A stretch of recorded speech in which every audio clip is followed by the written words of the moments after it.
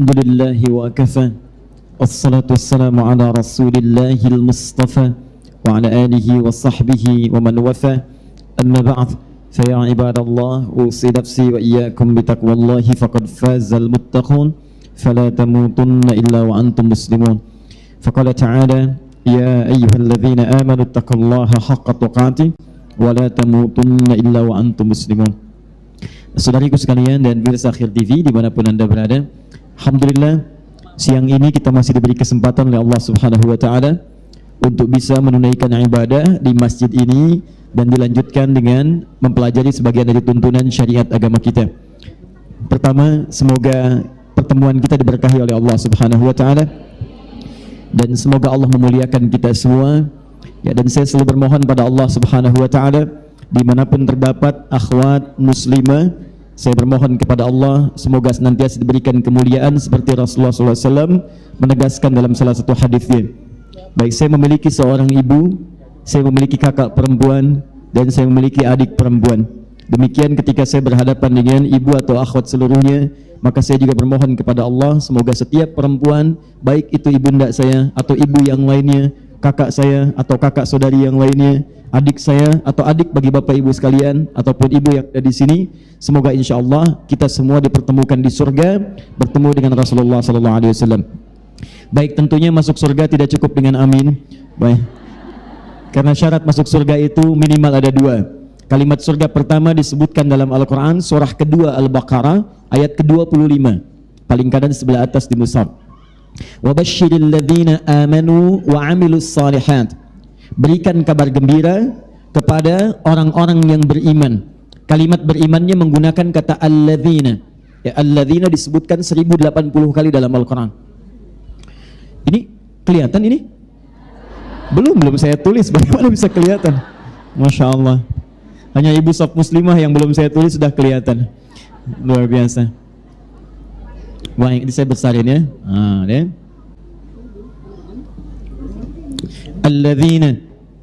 Alladzina itu ismun mausulun yadullu 'alal 'amiyah. Kata sambung bisa menunjuk pada objek atau subjek tanpa batas. Jadi bisa laki-laki, bisa perempuan, besar, kecil, tua, muda, dan seterusnya. Tanpa batas. Seakan-akan Allah ingin mengatakan berikan kabar gembira siapapun pada orang-orang yang memiliki iman. Mau dia laki-laki, perempuan, kaya, cukup, tua, muda, sepanjang dia punya iman dalam dirinya. Kemudian tiket yang keduanya wa amilus salihat. Lalu imannya dia buktikan dengan mengerjakan amal soleh. Maka ketika seseorang memiliki iman, lalu imannya dia buktikan kemudian dengan mengerjakan amal soleh. Di amal soleh itu pembuktian iman. Sama, setiap iman itu keyakinan. Kaidah dalam keyakinan itu membutuhkan pembuktian. Cinta itu bagian dari keyakinan. Ketika seseorang mengatakan cinta maka perlu dibuktikan. Jangan percaya bila ada lelaki mengatakan saya cinta denganmu. Katakan padanya buktikan cintamu tertulis dalam buku nikahku. Nah, catat ya. Ini satu. Sama, ketika Anda mengatakan ya Allah saya beriman, kata Allah apa buktinya? Maka buktikan keimanan itu dengan mengerjakan amal soleh. Maka ketika amal soleh kemudian ditenun, maka Allah berikan kabar gembira. Kata Allah, annalakum jannatin tajri min tahtihal anhar. Surga yang dirindukan tidak bisa diraih dengan ucapan iman yang sangat ringan diucapkan itu. Dengan ucapan amin yang sangat dengan penuh harapan. Tapi kata Allah buktikan dengan mengerjakan amal soleh. Pertanyaannya sekarang, bagaimana cara mengerjakan amal itu dengan cara yang cerdas, dalam waktu yang sangat terbatas, bisa menghadirkan pahala melimpah yang mengantarkan kita semua ke surga. Itulah bahasan kita pada kesempatan siang hari ini. Baik, kita fokus pada materi kita karena alhamdulillah hari ini waktu kita agak sedikit padat ya, dan mudah-mudahan insya Allah dimudahkan oleh Allah Subhanahu wa Ta'ala dalam setiap bahasannya ya. Baik, kita percepat. Kita gali dulu temanya sedikit sebentar. Amalan cerdas di waktu yang terbatas. Baik, kita bahas satu-satu pelan-pelan. Satu, amalan cerdas. Apa yang disebut dengan amal itu? Dan bagaimana kemudian kita bisa beramal dengan cerdas? Kita bahas pertama, apa itu amal? Kedua, baru kemudian kita berbicara tentang bagaimana kita cerdas mengerjakan amalan. Setelah itu baru kita lihat di akhir, kapan atau sepanjang apa kita memiliki batasan beramal dengan cara yang cerdas itu. Apakah selamanya kita akan beramal, atau akan tiba satu titik di mana masa itu terhenti dan kita kembali kepada Allah Subhanahu wa taala. Kita mulai bagian pertama, apa itu amal? Ibu sekalian, amal secara singkat adalah setiap aktivitas yang dikerjakan. Di orang Arab kalau menyebut kita beraktivitas, makan, minum, bekerja, masak, bahkan tidur sekalipun, sepanjang itu dimaknai sebagai pekerjaan, maka dalam bahasa Arabnya disebut dengan amal. Jelas di sini? Baik, tahan pelan-pelan. Secara singkat, amal itu dibagi pada 3 bagian. Saya ulang. Amal itu dibagi pada 3 bagian. 1,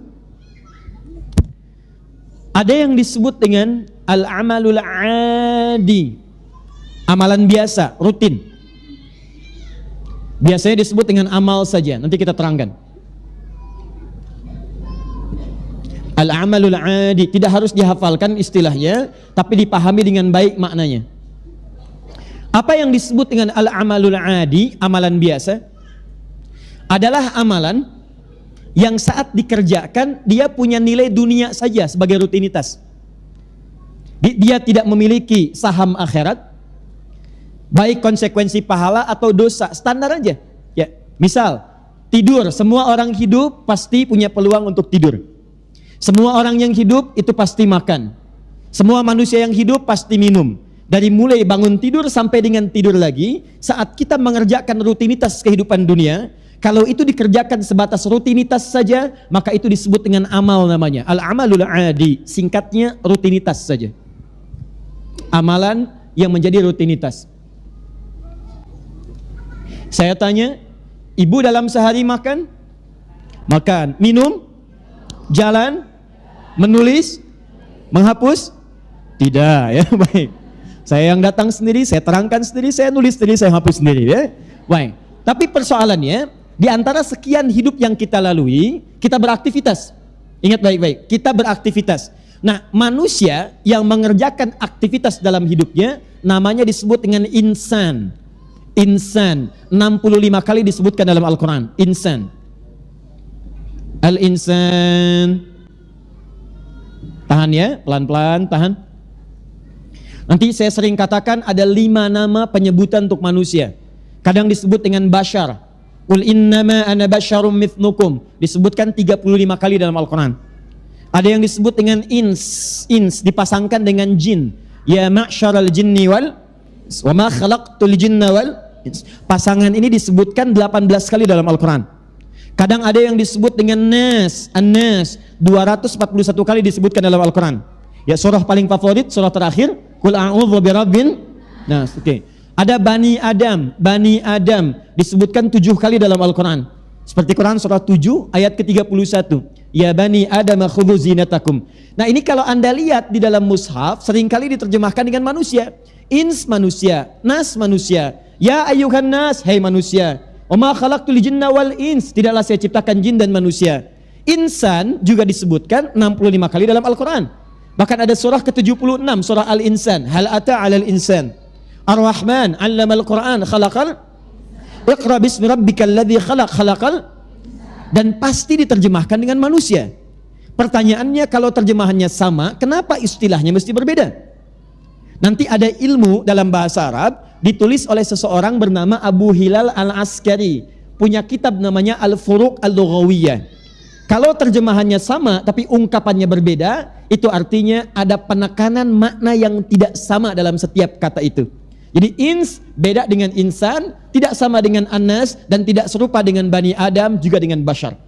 Bocorannya gampang, bocorannya. Kalau atap saja bisa bocor, maka materi pun mungkin bisa disampaikan bocorannya. Baik, lihat baik-baik. Bashar tidak disebutkan bashar kecuali menyentuh aspek nafsu dalam diri manusia. Jadi kalau ibu sedang baca Al-Quran, menemukan kalimat bashar dalam Al-Quran, itu artinya, hati-hati, ibu sedang diajarkan bagaimana cara mengendalikan nafsu dalam kehidupan. Ya, secara cepat ya. Kalau Anda membaca tentang nas misalnya, ya ayyuhan nas, qul a'udzu birabbin nas, tidak disebutkan kalimat nas kecuali menunjuk pada sifat sosial manusia yang tidak bisa hidup sendirian. Karena itu ketika Anda menemukan kalimat nas, Allah nanti menjelaskan di dalamnya bagaimana bergaul dengan orang lain. Bagaimana misalnya mohon maaf berjumpa dengan yang sejenis atau yang beda pasangan. Bagaimana berta'aruf, bagaimana menjalin keluarga, itu nas kalimatnya. Kalau Anda mendapatkan misalnya Bani Adam, maka di situ menunjuk pada asal mula keturunan. Jadi kalau dicari kita akan kembali kepada bapak yang sama, Adam alaihissalam. Karena itu mukjizat Nabi Muhammad sallallahu alaihi wasallam saat dilahirkan itu mukjizatnya tidak langsung Al-Quran. Mukjizatnya menunjukkan betapa jelas nasab Nabi sampai ke Nabi Adam alaihissalam. Untuk membedakan dengan manusia biasa. Manusia biasa seperti Adi Hidayat, lahir bapaknya ada, ibunya ada. Tapi nasabnya walaupun jelas ke Adam, belum tentu bisa digali sempurna. Nabi Muhammad tidak, sallallahu alaihi wasallam. Lahir, bapaknya sudah meninggal, sudah tidak ada, tapi nasabnya masih jelas sampai ke Adam alaihissalam. Ya, Muhammad bin Abdullah bin Abdul Muttalib bin Hashim bin Abdul Manaf bin Qusay bin Murrah bin Kilab bin Ka'ab bin Ghalib bin Fihr bin Malik bin Nadar bin Kinana bin Khuzaimah bin Mudrikah bin Ilyas bin Nizar bin Mudar bin Ma'ad bin Adnan bin Adri bin Muqawwam bin Nahur bin Tariq bin Ya'rub bin Yasjub bin Nabit bin Ismail alaihissalam bin Ibrahim alaihissalam bin Azar atau bin Nahur bin Abir bin Kinan bin Arfakhshad bin Sam bin Nuh alaihissalam bin Mikhlail Matushala bin Kinan bin Anwas bin Sith bin Adam alaihissalam. Jelas? Ayo ulangi. Okay. Nah, itu disebut dengan Bani Adam. Nah, kalau disebut dengan insan, hati-hati, insan, fokus. Di sini aspek bahasan kita, manusia tidak dinamakan dengan insan kecuali di antara maknanya menunjuk pada aktivitas hariannya. Makhluk yang punya aktivitas. Makhluk yang punya pekerjaan selama 24 jam dari bangun tidur sampai tidur lagi. Jadi kalau ibu disebutkan dalam Al-Quran dengan nama insan, ini menunjukkan pada aktivitas hariannya. Persoalannya, ada orang yang hidup di dunia beraktivitas hanya untuk memenuhi kebutuhan dunia saja. Contoh, maaf ya, kalau kita makan misalnya, apa fungsi makanan? Menghilangkan lapar. Minum, apa fungsi minuman? Menghilangkan haus. Ada orang yang saat beraktivitas di dunia, makannya hanya untuk menghilangkan lapar saja. Minumnya hanya untuk menghilangkan haus saja. Maka kalau ada orang beraktivitas seperti ini, maka orang ini akan nyaman dalam kehidupan dunia, tapi persoalannya ketika dia meninggalkan dunia, dia tidak punya bekal untuk kehidupan berikutnya.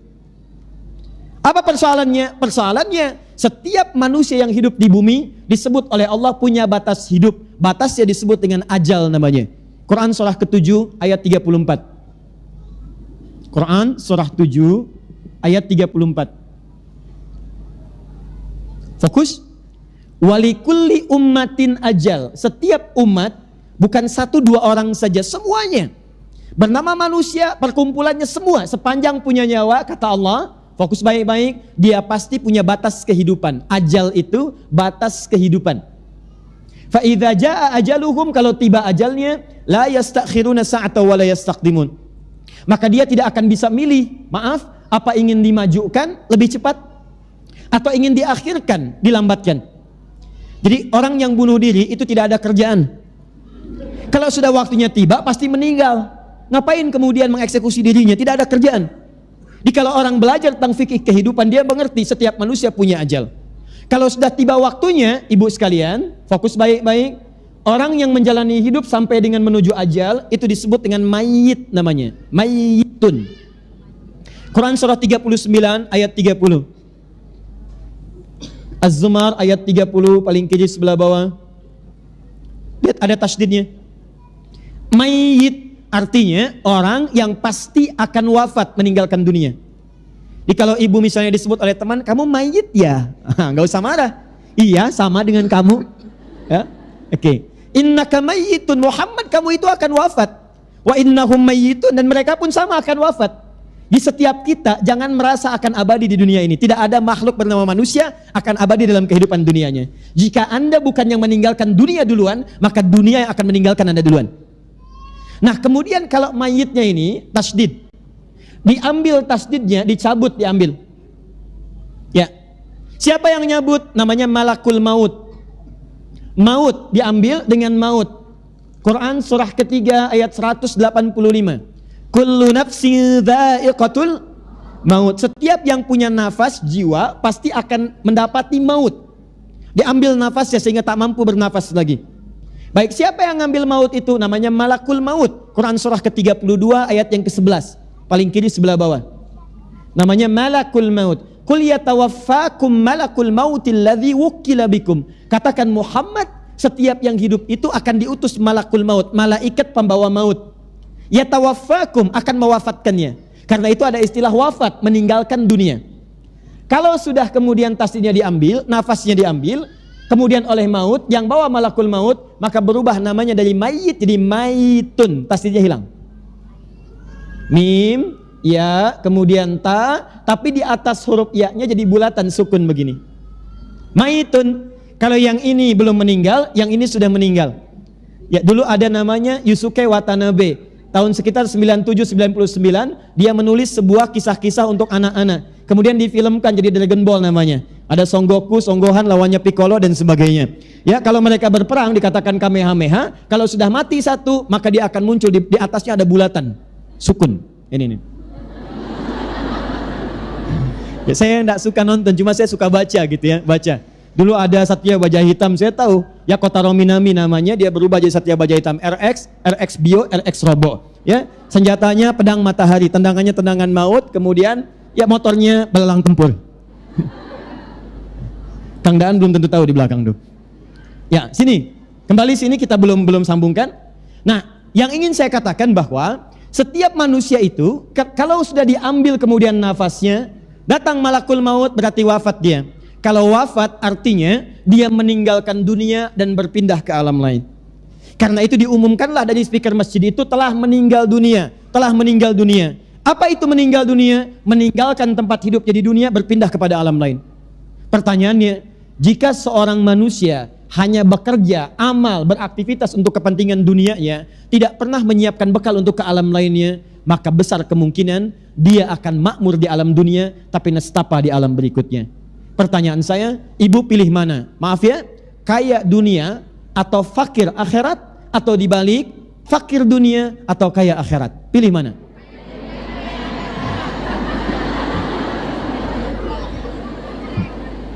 Ya. Rumusnya selalu begitu. Para ibu dalam setiap hitungan hampir tidak punya jeda untuk menjawabnya. Nah, sekarang lihat sini. Artinya apa?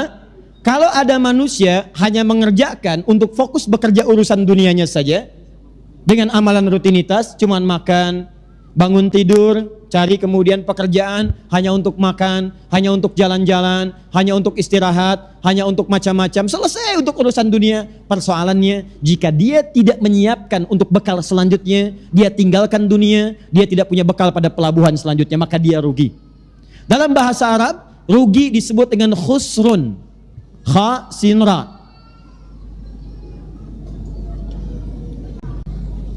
Baik, kalau kemudian, maaf, kalau kita ingin mengatakan orang itu kalau bekerja untuk dunia saja, tidak menyiapkan akhiratnya, maka dia akan benar-benar rugi dalam kehidupannya. Bukan rugi di dunia, tapi rugi di alam selanjutnya. Maka disebutkanlah manusia yang beraktivitas, tadi namanya apa? Insan. Lihat, insan. Allah berikan waktu untuk beraktivitas. Waktu beraktivitas disebut dengan asrun namanya, al-asr. Orang Arab mengatakan al-waqtul ladzi yu'asiruna fahuwa asrun. Setiap waktu yang kita lalui untuk beraktivitas disebut dengan asr namanya. Maka Allah turunkan surah ke-103 dengan namanya surah Al-Asr. Perhatikan baik-baik. Wal asr. Bukan innal ins, bukan innal bashar, bukan innan nas, bukan inna bani Adam. Innal insan. Kenapa disebut insan? Ayo kembali ke rumus tadi. Tidak disebut insan kecuali menunjuk pada manusia yang beraktivitas. Maka cara menerjemahkannya, perhatikan mushafnya. Innal insana. Sungguh setiap manusia yang beraktivitas itu, dari bangun tidur sampai tidur lagi itu, la fi khus, la pasti, fi berada dalam, khus artinya apa tadi? Rugi, kerugian. Setiap manusia yang beraktivitas berpotensi rugi dalam beraktivitasnya. Rugi. Kalau semua aktivitasnya hanya dikerjakan untuk urusan dunianya. Sekarang kalau Anda tanya, Ustadz, bagaimana cara saya beraktivitas dalam urusan dunia, tapi sekaligus punya investasi untuk kehidupan berikutnya? Jadi kalau saya makan, tidak ada bedanya, Bu. Ya, maaf, yang A tadi makan, yang B ini pun makan. Yang ini makan, sama-sama menghilangkan lapar. Tapi bagaimana caranya? Yang ini saat makan punya investasi pahala akhirat. Yang ini hanya berhenti di dunia, yang ini makannya otomatis kemudian bersambung sampai bekal akhiratnya. Maka teruskan ayatnya. Illalladzina amanu wa amilus amal salihat, amal saleh. Yang pertama amal adi, yang kedua ada yang disebut dengan amal saleh.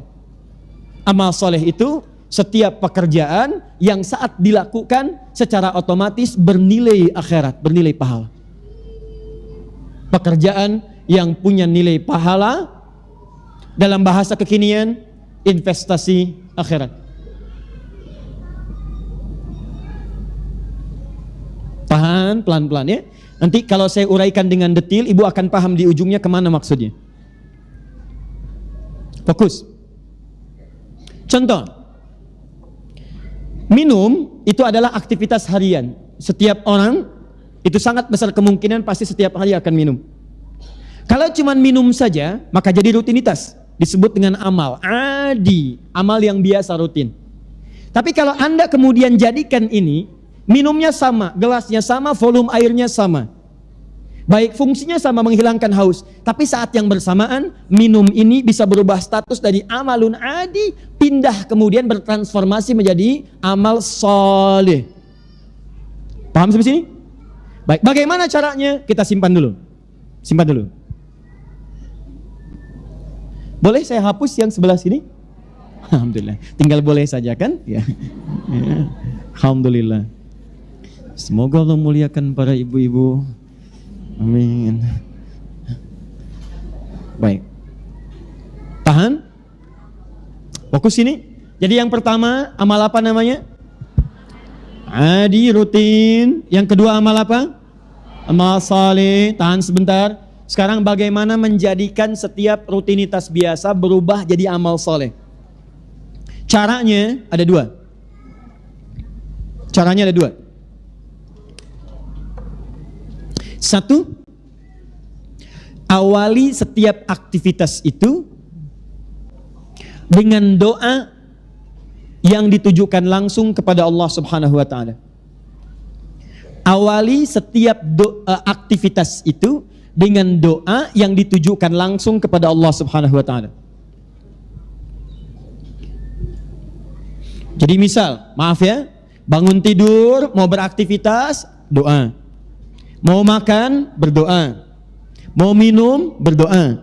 Mau berjalan, berdoa. Masuk masjid, berdoa. Keluar masjid, berdoa. Ketika Anda mengerjakan aktivitas ini, diawali dengan doa, bersanding dengan doa, maka doa itu akan merubah aktivitas tadi dari sekedar rutinitas biasa dunia, berubah nilai menjadi nilai akhirat. Doanya langsung yang memberikan perubahan nilai dari aktivitas dunia menjadi poin akhirat. Karena itu silahkan ibu perhatikan ya, demi Allah saya katakan, kami pernah mengamati beberapa kepercayaan-kepercayaan.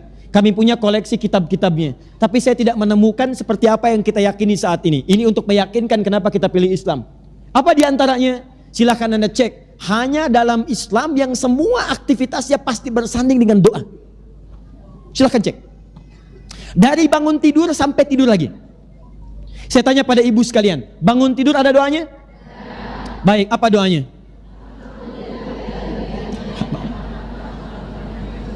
Tahu dari mana? Baik, nggak ada di Al-Quran ya, di hadis ya. Di Al-Bukhari nomor hadis 181, riwayat Jundub bin Junada, dikenal dengan Abu Dzar Al-Ghifari. Adalah Nabi SAW jika bangun dari tidurnya, coba digabungkan dengan hadis riwayat Abu Daud nomor hadis 1369, riwayat Ibnu Abbas radhiyallahu taala anhuma. Jadi yang Abu Daud nomor hadis 1369 digabungkan dengan hadis riwayat Al-Bukhari. Ya. Ingat ya, pernah saya ajarkan kalau menyebut Al-Bukhari pakai al ya. Al, karena namanya bukan Bukhari, bukan Al-Bukhari.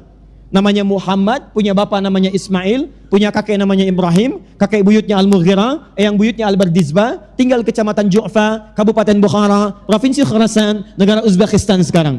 Nah, karena berasal dari Bukhara, maka untuk menunjuk pada daerah, rumusnya gampang. Tambahkan al di depannya dan akhirnya tutup dengan i. Kata Imam Al-Bukhari, saya berasal dari Bukhara. Dia katakan, ana Al-Bukhari. Ada Syekh Nawawi dari Banten, ana Nawawi Al-Bantani. Syekh Yasin dari Padang, Syekh Yasin Al-Padangi. Syekh Abdul Somad dari Palembang, mufti dulu, Syekh Abdul Somad Al-Palembangi. Boleh. Syekh Ahmad Khatib dari Minangkabau, Syekh Ahmad Khatib Al-Minangkabawi. Ya, Kang Daan dari Bandung, Jawa Barat, Kang Daan Al-Bandungi Al-Jawa Barati. Boleh. Sah. Nomor hadis 181 dari Jundub bin Junabah. Ya. Abu Daud nama aslinya bukan Abu Daud, nama aslinya Sulaiman. Dari Sijistan dikenal dengan Sulaiman As-Sijistani. Hafal hadis 500.000 hadis. Bukan hanya isinya saja, tapi dengan sanadnya. Matan dengan sanad. Sanad itu yang meriwayatkan hadis sampai ke Nabi. Dari sifulan sampai ke Nabi. Kata Ibnul Qayyim Al-Jauziyah rahimahullah, dulu ada Nabi Daud bisa melunakkan besi dengan tangannya. Ini Abu Daud bisa melunakkan hadis dengan lisannya. Karena gampang sekali, ini sahih, ini dhaif, ini benar, ini salah. Maka sejak saat itu dikenal dengan Imam Abu Daud. Menulis kitab disebut dengan Sunan Abu Daud, nomor hadis 1369. An Ibni Abbas radhiyallahu taala anhuma, hadis riwayat Ibnu Abbas, semoga Allah meridhai kepada beliau dan bapaknya. Qala, beliau mengatakan, kana Rasulullah sallallahu alaihi wasallam, bima makna? Adalah kebiasaan Rasulullah sallallahu alaihi wasallam idza staiqadha min naumihi, jika bangun dari tidurnya, fajalasa, beliau duduk terlebih dahulu. Duduk dulu. Wa masaha biyadihi min athari naumihi, kemudian menghapus bekas ngantuknya. Setelah itu faqara'a khawatim surah Ali Imran. Beliau membaca 10-11 ayat terakhir di surah Ali Imran. Baru kemudian membaca doa bangun tidur, alhamdulillahilladzi ahyana ba'dama amatana wa ilaihin. Poinnya adalah saat bangun tidur, baru bangun sudah ada doanya. Setelah itu, thumma dhahaba ila shinin mu'allaqah. Beliau pergi ke kamar mandi, fatawadha untuk berwudu. Masuk kamar mandi ada doanya lagi, Bu. Silakan cek, ada doanya? Keluar kamar mandi ada doanya? Cuma dalam Islam. Masuk masjid ada doanya?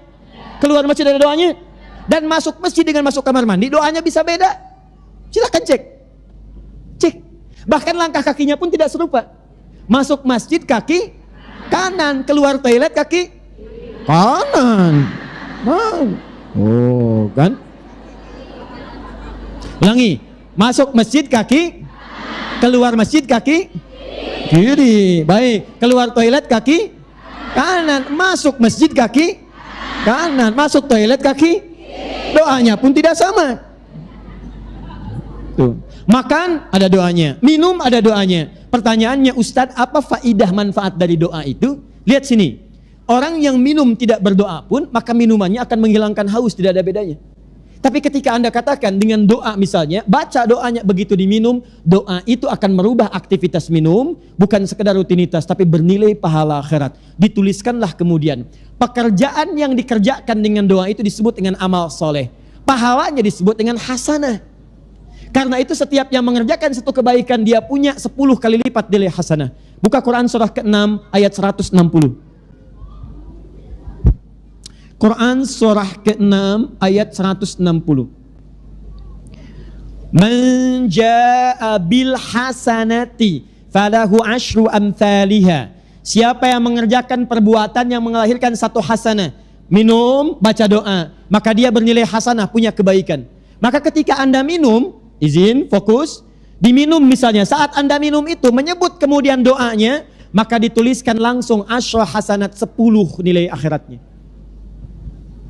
Kalau si A cuma minum saja, A minum, tidak baca doa, dunianya dapat, hilang hausnya, tapi akhiratnya tidak ada. Anda berdoa, begitu berdoa, dunianya dapat, hilang hausnya, dituliskan 10 kebaikan pahala akhirat. Karena itu, kita selalu bermohon kepada Allah agar dunianya melahirkan pahala kebaikan, akhiratnya dapat. Jadi dunianya hasanah, akhiratnya hasanah. Bahkan ibu punya doa khusus untuk memohon kepada Allah mendapatkan dunia hasanah dan akhiratnya hasanah. Doa apa namanya? Rabbana atina fid dunya wa fil akhirati wa qina. Baik, itu ada dalam Al-Quran surah kedua Al-Baqarah ayat 201, paling kanan sebelah bawah. Quran surah kedua ayat 201. Bahkan untuk menguatkan doa itu ibu punya istilah sendiri. Apa nama doanya? Sapu jagat. Bayangkan, dan orang Arab pun tidak pernah tahu makna itu. Silakan tanya orang Arab, tadi sapu jagat? Orang kita luar biasa. Ada doa sapu jagat, ada doa sapu nggak ada jagatnya, ada doa jagat nggak ada sapunya. Sini, 2. Fokus, tahan sebentar. Ini kita baru pengantar ya, baru mukadimah, kita belum masuk pada bahasan. 2. Kalau tidak mengetahui doanya, maka hadisnya mengatakan cukup sertakan nama Allah di dalamnya. Perhatikan kalimatnya. Kullu amrin dzibalin la yubda'u fihi bismillahirrahmanirrahim fahuwa abtar. Setiap perbuatan yang baik-baik, ingat yang baik-baik ya. Berhijab itu baik, menutup aurat itu baik, baca Al-Quran itu baik, makan itu baik, minum itu baik. Semua yang baik-baik, kalau Anda belum tahu doanya, saya nggak tahu doa minum, saya nggak tahu doa berpakaian, saya belum hafal doa makan, maka kata Nabi, lihat kalimatnya, cukup sertakan sebelum aktivitas itu kalimat Bismillahirrahmanirrahim. Kalau ingin simple, boleh yang paling pendek, Bismillah. Mau duduk, Bismillah. Tes mic, Bismillah. Mau tulis misalnya, maaf ya, mau bikin status, misal hari ini ada pengajian, Bismillah, gitu kan? Baik, silahkan sertakan Bismillah, Bismillah, Bismillah, Bismillah. Saat Anda akan minum, kemudian Anda baca Bismillah, maaf, saya tidak tahu Ustaz doanya, bacakan kata Nabi Bismillah. Contoh, Bismillahirrahmanirrahim. Alhamdulillah. Nah, maka saat Anda minum tadi itu, atau saat saya minum tadi itu, mohon izin, maaf, minumnya menghilangkan haus, tapi kalimat Bismillahirrahmanirrahim itu yang menuliskan investasi pahala akhiratnya. Nah, kalau ada orang kemudian, maaf, tidak membacakan itu, maka kata Nabi fahuwa abtar. Dia hausnya hilang tapi terputus pahala akhiratnya. Saya tanya pada ibu ya, maaf ya. Berapa kali aktivitas ibu lakukan selama hidup sampai saat ini yang tidak menyertakan nama Allah di dalamnya? Ngantar anak ke sekolah, masak di dapur, ayo, ada banyak aktivitas yang selama ini kita kehilangan dunianya, bahkan juga kehilangan akhiratnya. Jadi ini seperti kelihatan sederhana bu, kelihatan sederhana, tapi kalimat yang singkat ini, itu yang nanti akan melimpahkan pahala di kemudian hari. Kalau ibu nggak percaya silahkan meninggal duluan, nanti ibu akan lihat bagaimana banyaknya pahala dapatkan. Dan itu nggak bisa milih, maaf ya, meninggal bukan pilihan, meninggal itu ajal yang telah ditetapkan. Bisa ibu duluan, saya belakangan, itu mungkin. Atau mungkin ditukar, saya belakangan, ibu duluan, itu pun bisa terjadi. Tapi kita tidak bisa memilih. Ya. Sekarang lihat, belum selesai. Satu amal apa namanya? 2 saleh. Baik, bagaimana menjadikan rutinitas menjadi amal saleh? Awali dengan doa atau sebut nama Allah dalam aktivitas itu. Sekarang begini. Kalau ada orang misalnya, mohon maaf, fokus baik-baik, mau makan, dia baca Bismillahirrahmanirrahim, amalannya benar? Berpahala? Belum tentu. Kalau snack yang dimakan, snack orang lain. Nah, maka ini memunculkan amalan yang ketiga, namanya amal salah. Bahasa Al-Qurannya disebut dengan namanya, jamaknya disebut dengan sayyiat. Jadi ada 3 ya, awas, karena kan kita bicara amal cerdas di waktu terbatas. Ketahui dulu amal itu apa. Kalau tidak tahu amal itu apa, bagaimana kita bisa cerdas menggunakan amalan? Tahan. Berarti ada amal rutin, adi, ada amal saleh, ada amal salah. Ingat baik-baik ya, ingat baik-baik. Kalau amalan yang pertama hanya bermanfaat dunia. Amalan yang tengah-tengah ini dunia akhirat. Tapi kalau Anda mencoba mengerjakan yang terakhir yang ini, maka Anda dijamin rugi langsung dunia akhirat. Saya ulang ya. Yang ini untung dunia, rugi akhirat. Yang ini untung dunia, untung akhirat. Yang ini rugi dunia, rugi akhirat. Jadi kalau ada orang yang mencoba bergeser pada amalan-amalan yang salah, maaf sekali, makan itu baik, jadi pahala. Tapi cara makannya dengan cara yang salah, hartanya diperoleh dengan cara yang tidak benar. Suami bekerja di tempat yang tidak benar, dengan cara yang tidak benar. Istri bahkan memberikan motivasi itu. Maka yang paling bahaya adalah dunianya akan nestapa, akhiratnya pasti menderita. Nah sekarang kita simpan para ibu sekalian, yang ini kita coret dulu, yang ini kita tepikan dulu, yang ini kita akan bahas. Pertanyaan terbesarnya, Ustadz, kalau saya ingin mengerjakan amal saleh dengan batas usia yang sekarang, tak mungkin kembali kepada sebelumnya. Sudah lewat saya beraktivitas, tidak sering bersandingkan dengan bismillah. Jarang saya ucapkan doa. Saya merasa mungkin banyak pahala yang hilang. Sekarang saya akan menyusul semua pahala-pahala tadi. Bagaimana secara cerdas saya menyiapkan amalan ke depan, yang saat saya kerjakan, saya bisa mengumpulkan pahala untuk menutup yang lalu-lalu. Itulah yang kita akan turunkan, amalan cerdas seperti apa, yang saat dikerjakan pahalanya begitu melimpah. Jelas di sini? Belum saya terangkan. Bagaimana bisa jelas? Belum. Saya terangkan dulu baru jelas. Ya, baik. Ibu ini luar biasa ya. Belum saya tulis sudah kelihatan. Belum saya terangkan sudah jelas. Kenapa saya ada di sini? Luar biasa. Baik. Bismillah. Fokus. Yuk kita turunkan. Sekarang kita akan beramal saleh yang cerdas.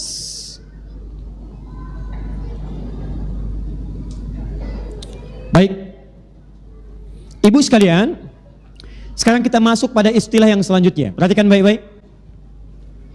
Setiap amal saleh, kalau sudah dikerjakan kebaikannya, maka dalam bahasa Al-Quran disingkat lagi dengan satu nama, namanya sedekah.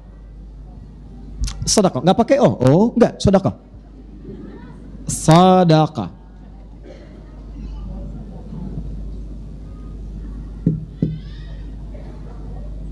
Jadi amal soleh jenis apapun, kalau Anda mulai kerjakan detailnya, maka namanya akan dirubah menjadi sedekah. Sedekah itu kalau dalam bahasa fikih, kullu ma'rufin sedekah. Setiap pekerjaan yang bernilai baik dalam urusan-urusan dunia ataupun akhirat, itu disebut dengan apa?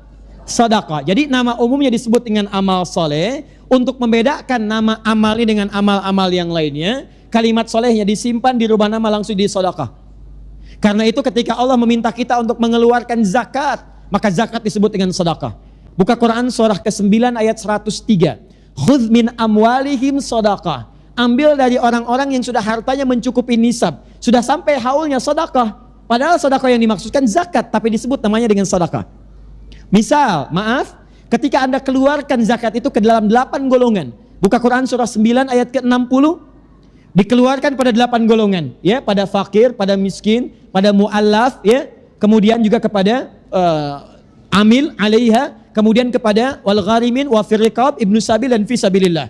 Perhatikan baik-baik bagaimana ayatnya dimulai, innamas shadaqatu. Sungguh zakat itu hanya boleh dikeluarkan. Tapi yang menarik, saat ibu-ibu diminta untuk berzakat, keluarkan zakat, namanya sedekah. Saat dikeluarkan disebut sedekah.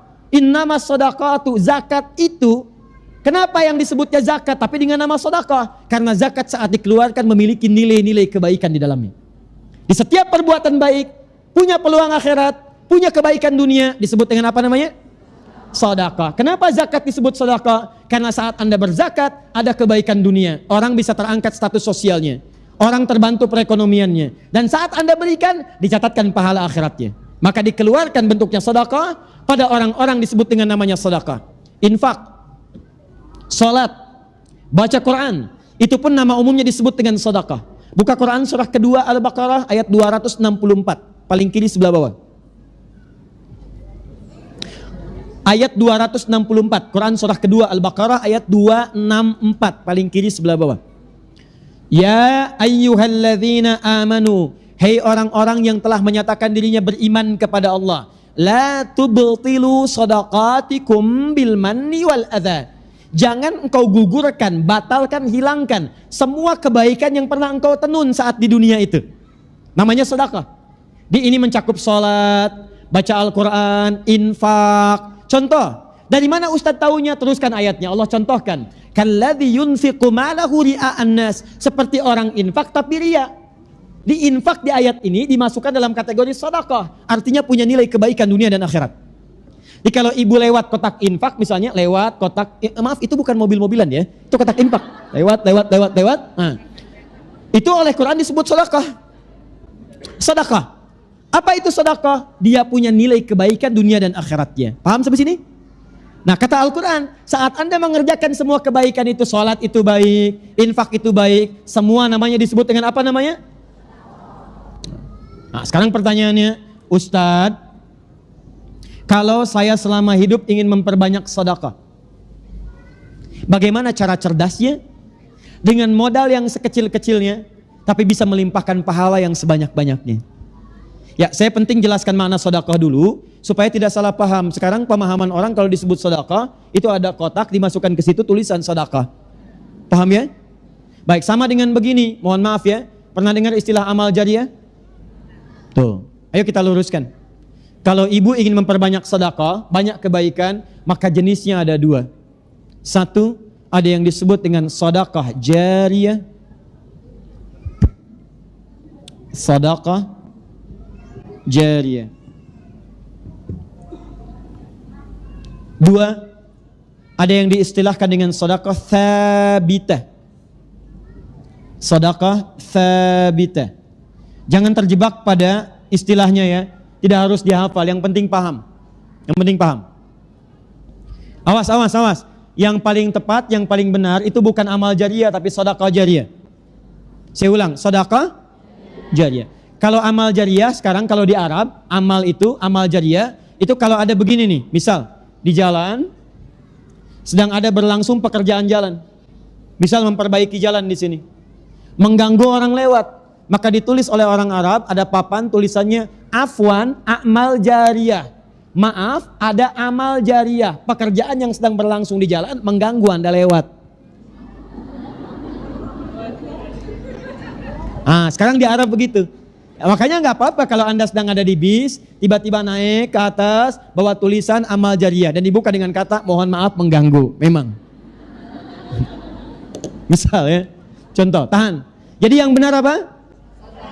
Ya, baik. Sebetulnya secara bahasa itu sah-sah saja. Tapi kalau ingin dikembalikan kepada pengertian syariat yang benar dengan makna yang baik, maka keluarkan nama sedekah jariah. Apa itu sedekah jariah? Sedekah jariah itu adalah pekerjaan atau ibadah yang saat dikerjakan pahalanya tetap mengalir sampai tidak dibatasi dengan kematian. Saya ulang, pekerjaan atau ibadah yang saat itu dikerjakan maka pahalanya akan terus mengalir dan tidak dibatasi dengan kematian. Jadi kalau maaf sekali lagi, kalau ibu pun telah wafat, pahala dari pekerjaan ini tetap mengalir kepada ibu. Padahal amalnya sudah selesai. Adapun yang kedua disebut dengan sedekah tsabitah. Ini adalah pekerjaan atau ibadah yang saat dikerjakan, saat itulah pahalanya diberikan.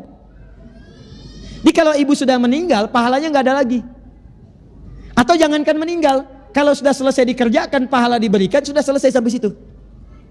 Tsabitah artinya tetap berhenti di situ. Jariah artinya mengalir.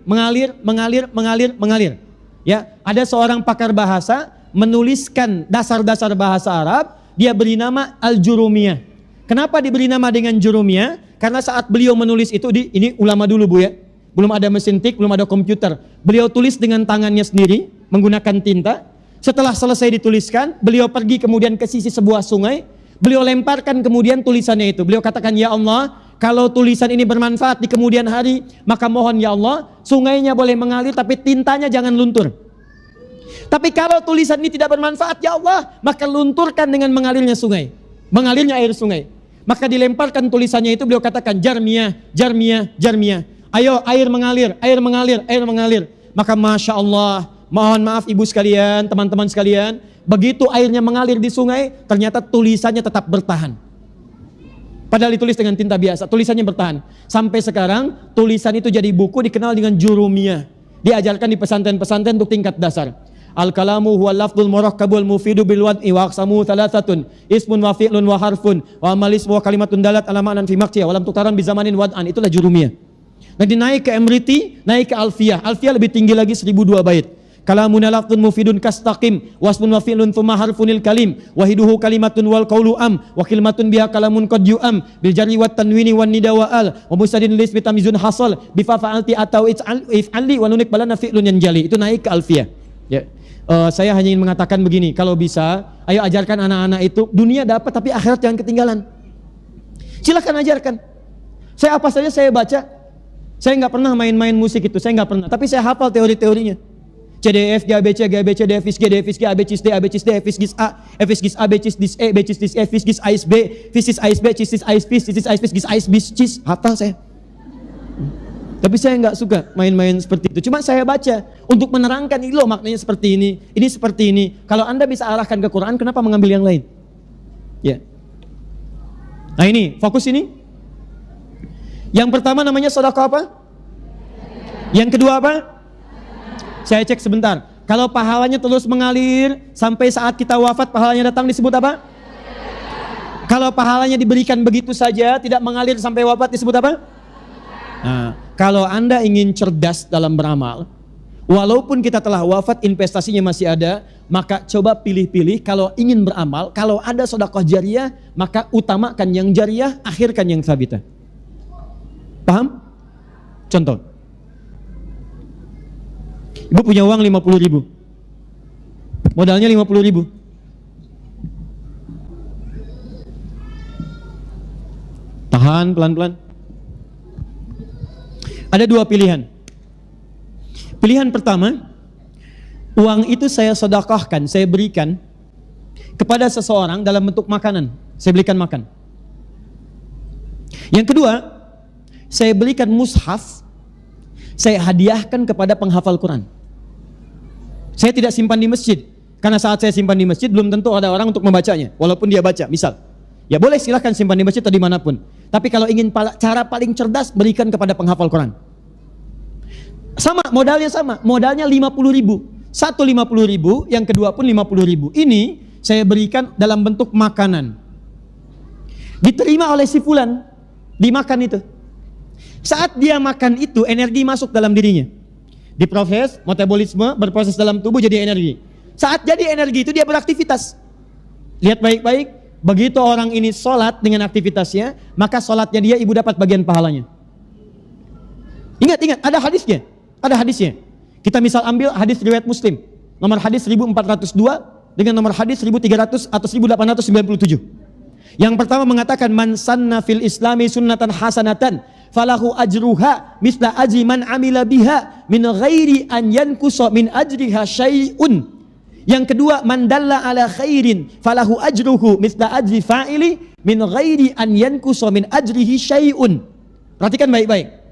Jika ada yang menginisiasi kebaikan, misal Anda buka majelis ta'lim, kumpul sama-sama, fasilitasi, bawa ustadz yang baik, datangkan, mengajar. Begitu ada orang belajar, mengamalkan itu, bukan cuma yang mengamalkan, Anda yang fasilitator mendapatkan pahala dari setiap yang mengamalkan itu. Maaf, yang kedua, dalla, memberikan fasilitas, kebaikan, atau memberikan sesuatu untuk digunakan pada yang baik. Anda beri makanan, nilainya 50.000, diberikan pada orang tadi, dia sholat. Begitu dia sholat karena energi dari makanan tadi, maka ibu mendapatkan pahala sholat yang sama dengan yang dia peroleh tanpa dikurangi sedikit pun. Jadi dia sholat, Anda pun dapat bagian pahalanya. Oh kalau gitu Ustadz, saya nggak usah sholat ya, saya ngasih makanan aja pada orang. Anda dapat pahala dari orang lain, tapi Anda mendapatkan dosa yang menggugurkan pahala itu. Dia tetap tidak dapat apa-apa. Persoalannya, saat makanan ini diberikan, energi berkumpul, dia mengerjakan kemuliaan, pahala dapat. Tapi kan energi itu akan hilang. Akan habis bagian makanan itu. Kalau itu habis, maka selesailah kemudian pahala ibu di situ. Saya beli mushaf. Saya berikan kepada penghafal Quran. Saya mau tanya pada ibu sekalian, perhatikan baik-baik. Kalau ada orang baca Al-Quran, satu hurufnya berapa? Tahu dari mana? At-Tirmidzi nomor hadis 2910.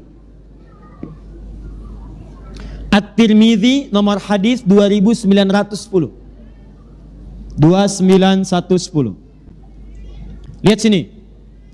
Man qara'a harfan min kitabillahi, siapa yang membacakan walau hanya satu huruf dari kitabullah, falahu asyru hasanat, maka akan diganjar pahalanya setiap hurufnya 10 kebaikan nilai pahala. Walam aqul alif lam mim harfun, saya tidak katakan kata Nabi alif lam mim itu satu huruf, walakin alifun harfun, lamun harfun, mimun harfun, tapi alifnya satu huruf, lamnya satu huruf, mimnya satu huruf. Walikulli harfin asyru hasanat, dan setiap hurufnya 10 kebaikan. Jadi kalau ada orang baca alif lam mim, dapat berapa? 30. Lihat sini, lihat sini. Alif lam mim. Yang tadi sholat, yang ini sholat. Sholat dikerjakan sekali dapat 10 kebaikan. Dalilnya Quran surah ke-6 ayat 160 tadi. Man jaa bil hasanati falahu asyru amsalihha. Siapa yang mengerjakan satu kebaikan dia dapat 10. Salat oleh Al-Qur'an disebut hasanah. Dalilnya Quran surah ke-11 ayat 114. Lihat, wa aqimis salata tarafain nahar innal hasanati yudhibnas sayyiat. Salat disebut hasanah, dikerjakan satu hasanah pahalanya 10. Tadi Anda kasih makanan pada seseorang, dia salat, begitu dia salat dapat 10 pahala, Anda dapat 10 pahala. Anda berikan 50.000 itu, belikan mushaf, berikan pada penghafal Quran. Perhatikan baik-baik, penghafal Quran saat membacakan Qurannya alif lam mim, baru alif lam mim sudah dapat 30. Banyak mana 10 dengan 30? 30. Dan dahsyatnya, hampir mustahil ada pembaca Al-Quran cuman baca Quran satu ayat. Atau bahkan satu huruf, gak ada. Gak ada. Saya belum pernah dengar ada penghafal Quran baca Al-Quran cuman sehuruf. Siapa yang ngasih ini? Wakafnya Ibu Lucy, udah banyak pahalanya, sehuruf aja, nun, sudah ya, gampang. Gak ada. Silahkan cek. Satu itu. Yang kedua, penghafal Quran itu, walaupun yang dibaca satu ayat, 2 ayat, itu pasti akan diulang-ulang, Bu. Karena dia membaca bukan sekedar baca, dia membaca untuk menghafalkannya. Sedangkan hukum hafalan menyebutkan kalau ingin cepat hafal, dia mesti mengulang apa yang dihafalkannya. Silahkan cek penghafal Quran. Tidak ada penghafal Quran baca Quran begini nih. Dzalikal kitabu la raiba fi hudal lil muttaqin, selesai, tidak ada. Yang ada dzalikal kitabu la raiba fi dzalikal kitabu la raiba fi hudal lil muttaqin dzalikal kitabu la raiba fi hudal lil muttaqin dzalikal kitabu la raiba fi hudal lil muttaqin. Berapa huruf? Modalnya 50.000, tapi pahalanya luar biasa. Belum selesai. Sekarang misalnya ibu yang mewakafkan mushaf itu meninggal, mushafnya masih ada, dipakai lagi oleh orang lain, dipakai lagi. Allahu Akbar, sepanjang mushaf itu masih ada, pahalanya mengalir untuk ibu. Misal, Ustadz mushafnya usang, sudah hancur misalnya, sudah nggak digunakan lagi, mushafnya nggak digunakan, tapi bukankah penghafal Quran tadi menghafal Quran dari mushaf ibu tadi? Kalau mushafnya kemudian sudah tidak ada, penghafal Qurannya masih ada, maka setiap dia menghafal membaca Quran dari mushaf tadi, akibat mushaf tadi dia hafal Quran. Setiap dia membaca Qurannya itu dari hasil hafalan berdasarkan mushaf tadi, ibu tetap mendapatkan bagian dari pahalanya. Sekarang orang ini saat hafal Quran mengajar pada orang lain, menghasilkan murid, 10 murid, Masya Allah. Satu orang hafal Quran, muridnya 10. Begitu 10 ini belajar, dia belajar setiap hurufnya, ibu dapat pahala lagi. Yang imam ini meninggal, yang 10 ini menyebar, jadi imam lagi, belajar lagi. Setiap satu orang dari 10 ini mendapatkan 100 murid. Berapa pahala yang ibu dapatkan? Modalnya cuma 50.000. Maka kalau Anda bisa gunakan pada yang cerdas, mengapa memilih itu digunakan pada yang biasa-biasa? Atau bahkan yang paling menarik, maaf, kenapa begitu mudah mengeluarkan uang pada kepentingan mal, sementara pada kepentingan mal itu sulit dikeluarkan dengan baik? Zakat mal luar biasa, zakat mal ditahan-tahan. Silakan bandingkan. Anda ke mal kalau belanja 50.000 rasanya malu. Infak 50.000 kebanyakan. Cek. Ya. Saya suka bingung saya. Ada orang pengen masuk surga tapi ketinggalan pahala surga nggak diambil. Kalau ketinggalan dunia dikejar-kejar. Ibu punya handphone nih. Maaf ya. Ibu keluar dari sini, handphonenya ketinggalan di sini. Balik lagi nggak ke sini? Balik, padahal handphone 3315 Nokia. Masih balik. Ada data Ustaz di dalamnya. Saya tanya pada Anda keluar dari sini ketinggalan sholat sunnah, balik lagi nggak? Tuh. Padahal itu yang mengantarkan Anda ke surga. Tapi kalau ditanya, oh hebat betul, maunya kemana Bu? Surga Firdaus saya bersama Nabi. Sama Nabi.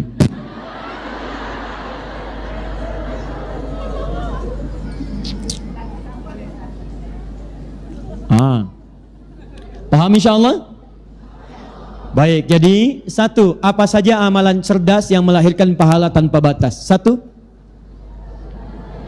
tahan sebentar, tahan ya. Satu, interaksi dengan Al-Quran.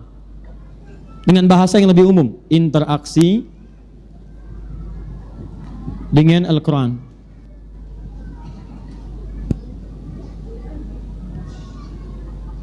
Ada 4 jenisnya. Satu, bisa membaca. Dua, bisa memahami. Ketiga, bisa menghafal. Keempat, bisa memfasilitasi orang lain untuk bisa mewujudkan 3 hal ini. Memfasilitasi.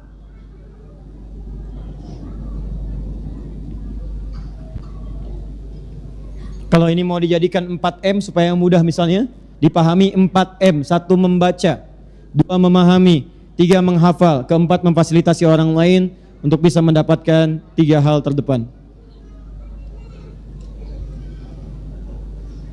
Fokus. Ibu baca misalnya amalan pertama, Anda mulai belajar, walaupun gak apa-apa, terbata-bata gak apa-apa. Ya, mau terbata-bata, tersemen-semen, ya, tergenteng-genteng gak ada masalah. Pokoknya Anda mulai. Dan itu sangat diapresiasi. Kalau Anda memulai dengan terbata-bata, bahkan pahalanya 2 kali lipat. Ya, hadisnya di At-Tirmidzi, nomor hadis 2920.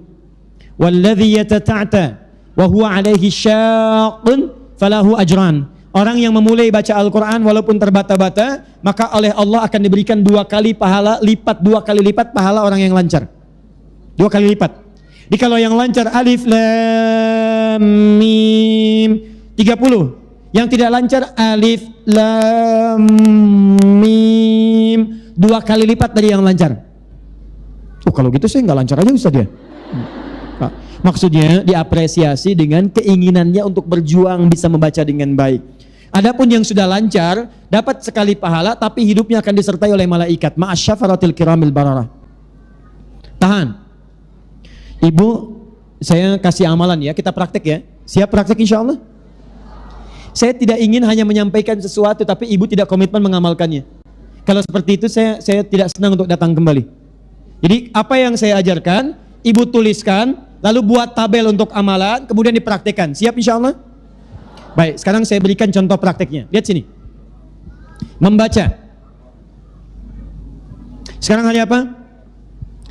Sabtu. Besok hari apa? Baik, hari Ahad ya. Ya, kalau hari Minggu untuk turut ayah ke kota ya. Ini hari Ahad. Naik delman silakan hari Minggu ya. Ini hari Ahad. Ya. Naik delman istimewa ku duduk di depan. Tuh kan salah lagi. Maka muka ayah didudukin. Sini. Bukan apa sebetulnya. Sini lihat. Besok hari apa? Ahad. Masya Allah. Besok saya akan mulai. Cara mulainya bagaimana? Ibu pasang target dulu. Jadi sekarang ibu bikin kolom. Kolom bacaan, tabel bacaan Al-Quran. Baca sini. Ada buku Bu. Maaf saya tahu insya Allah ibu cerdas, ibu baik. Tapi kalau ingin terukur, buat tabel seperti ini, gak apa-apa. Harinya misalnya Ahad, Senin, Selasa, Rabu dan seterusnya. Keterangan, baca atau tidak. Kalau baca, ibu checklist begini. Kalau tidak seperti ini garis. Kalau tidak kasih keterangan, tanda tanya, kasih keterangan. Kamu kenapa tidak baca? Emang pahala kamu sudah banyak ya? Emang kamu sudah ahli Firdaus ya? Apa kamu malu dengan anak-anak kecil yang itu? Matanya nggak bisa lihat tapi sudah hafal Quran. Kamu sudah bisa lihat, usia sudah sepuh, masih mengharap surga, surga Firdaus, sampai sekarang nggak mau baca. Kamu siapa? Tulis. Jelas? Tahan sini. Target. Pasang targetnya mulai dari sekarang. Setiap hari misalnya paling minimal saya baca 10 ayat. 10 ayat misal paling minimal. Jangan banyak-banyak dulu ya. Ingat memulai sesuatu yang belum biasa, jangan langsung punya keinginan mengerjakan dengan banyak. Awas, setan kadang selalu menipu. Tugas setan itu memperdayai. Kadang-kadang dibuat banyak, memulai banyak, kesananya bosan. Capek duluan. Sama dengan orang gak pernah tahajud. Dia bersemangat, aku akan berusaha. Bangun dari jam 2. Kemudian sholat tahajud, langsung 11 rakaat. Capek, tiduran lagi. Tidur jam 3, bangun jam 9. Nah, lihat sini. Berapa tadi sehari? 10 ayat. 10 ayat gak banyak, Bu. 1 ayat gak nyampe 1 menit. Ibu investasi untuk akhirat ya. Kalau dunia aja banyak investasinya, cek tabungan ibu lah. Berapa tabungan ini, berapa tabungan itu, berapa depositnya, berapa macam-macamnya. Pertanyaan saya, apakah tabungan itu mengantarkan Anda pada kemuliaan akhirat atau tidak? Sekarang buat tabungan akhirat Anda. Kalau sudah paham tidak, kenapa nggak disiapkan sekarang? Kalau ingin termotivasi, bikin komunitas. Komunitas. Ayo dibuat komunitas yang baik. Sekarang kami insya Allah nanti di bulan ini pertengahan akan meluncing. Bukan meluncing, sudah di launching. Akan membuka kelas-kelas langsung. Ada kelas bacaan, kelas pemahaman, kelas hafalan, ada kelas pendalaman, ada kelas ibu rumah tangga, nanti menurunkan ayat-ayat Quran tentang peran ibu dalam kehidupan. Ada kelas pengusaha, ada kelas dokter dan semacamnya. Jadi kita harapkan nanti ada dokter yang ahli Quran, ada pengusaha yang ahli Quran, ada ibu yang ahli Quran. Nah sekarang mulai dengan bacaan dulu, Bu. 1 hari 10. Terus sampai dengan sebulan. Kalau bisa bikin komunitas, ingatkan. Ya, ukhti, ayo bidadari surga, baca dong sekarang. Ayo jangan malu, ayo jangan kalah sama yang kecil-kecil. Ayo kita baca. Pasang status, ayo siapa yang sudah baca hari ini? Siapa yang mau mulai hari ini? Siapa yang sudah sampai pada surat kita, surat perempuan? Oh, aku masih di Al-Baqarah, aku masih di Ali Imran. Kamu sampai mana? Aku di Al-Fatihah. Enggak apa-apa. Enggak apa-apa. Ya. Ya. Tapi indah. Jadi gini, semua perangkat hidup kita itu punya pahalanya. Sekarang silahkan cek berapa banyak perangkat kehidupan Anda, handphone aja, berapa banyak dosa sudah terkumpul dalamnya. Gambar yang tidak bagus, status yang tidak baik, tulisan yang kotor, kata-kata yang tidak baik. Dan Anda begitu luar biasa aja percaya diri, handphone itu dimasukkan ke dalam kantong, Anda pakai sholat. Di dalamnya ada gambar yang tidak baik, ada kata-kata yang kotor, ada perselisihan, dan itu Anda tanpa rasa malu dimasukkan ke dalam kantong di bawah sholat dan dihadapkan pada Allah Subhanahu wa taala. Kenapa tidak Anda isi di install Al-Quran, isi hadis di situ, percakapannya tentang sunnah, percakapannya tentang baca Quran, percakapannya tentang surga, sehingga ketika Anda diwafatkan, handphone itu bersaksi di akhirat nanti. Kita butuh handphone yang misqala dzarratin khairan yarah, bukan misqal yang syarran yarah. Halo? Oh, di sini ya. Kemarin ada kejadian musibah pesawat yang jatuh itu, JT610. Di dalamnya ada seorang saudari kita muslimah namanya Mbak Maria Ulfa. Beliau mempraktikkan rumus seperti ini. Targetnya dalam sepekan 1 juz. Di kalau 1 juz pertama itu 141 ayat Al-Baqarah tanpa Al-Fatihah 7 ayat, berarti 148. 148 kemudian dibagi 7. Seharinya ketemu angkanya. Di sehari sekian ayat, sehari sekian ayat, 1 juz. Anda tahu apa yang terjadi? Begitu beliau mengejar kepentingan akhiratnya, Allah begitu merindukannya. Ajalmu tiba hari ini, pulang. Dan ajalnya ditutup dengan hataman bacaan 1 juz Qurannya. Saat orang lain duduk di ruang tunggu, ada yang cipika-cipiki pasang status, ada yang foto, ada yang ini itu, beliau sibuk membaca Al-Quran, menghatamkan program 1 juznya. Begitu selesai, beliau kemudian bikin laporan, saya selesai 1 juz. Langkahnya mantap ke dalam pesawat itu yang mengantarkan kepada kepulangan terakhir yang di Allah Subhanahu wa taala. Manusia berkata, tetap tinggal di sini. Allah katakan, saya sudah merindukannya. Ya ayyuhatuhan nafsul mutmainnah, irji'i ila rabbiki radiyatan mardiyah, fadkhuli fi ibadi wadkhuli jannati. Dan pulanglah ia menghadap pada Allah Subhanahu wa taala. Saya cuma pengen tanya, waktu nanti ibu akan wafat berada di mana? Dan jangan pernah Anda wafat dalam keadaan sedang berbuat maksiat. Makanya kalau ibu terfikir berbuat maksiat, bayangkan saat itu akan wafat. Menulis yang buruk tentang orang lain, bayangkan kalau saya tulis ini saya wafat bagaimana? Nonton acara yang tidak baik, ada gibah, ada gosip, ada macam-macam, bayangkan kalau Anda diwafatkan pada saat itu bagaimana? tiap pekan ikut pengajian, tiap pekan baca Al-Quran, tapi wafat dalam keadaan maksiat, apa tidak malu di hadapan Allah Subhanahu Wa Taala? Komitmen, saya tidak Ustadz, saya tidak akan mengulangi itu. Insya Allah, saya komitmen, bagus. Tidak seperti ibu itu tuh Ustadz, dia tidak baik sebetulnya. Sudah, sini ya, paham ya? Baik, siap insya Allah? Baik, Saf Muslimah ada berapa jumlah anggota kelompoknya? Banyak. Baik, berapa kurang lebih? Nanti saya tanya panitianya ya. Saya pernah kasih hadiah mushaf belum? Belum? Ya. Berapa jumlahnya?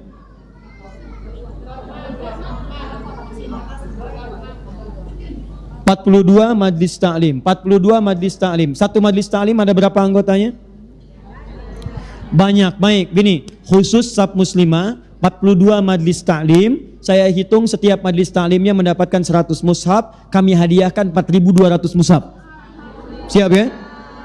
Jadi setiap majlis ta'lim mendapatkan 100, nanti kami kirimkan insya Allah, tapi saya pengen komitmen. Saat saya kirimkan itu semua, ibu sudah siap menjalankan program ini. Siap insya Allah?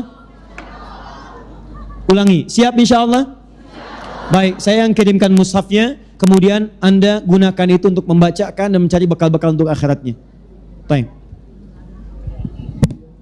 2. Memahami. Pelan-pelan.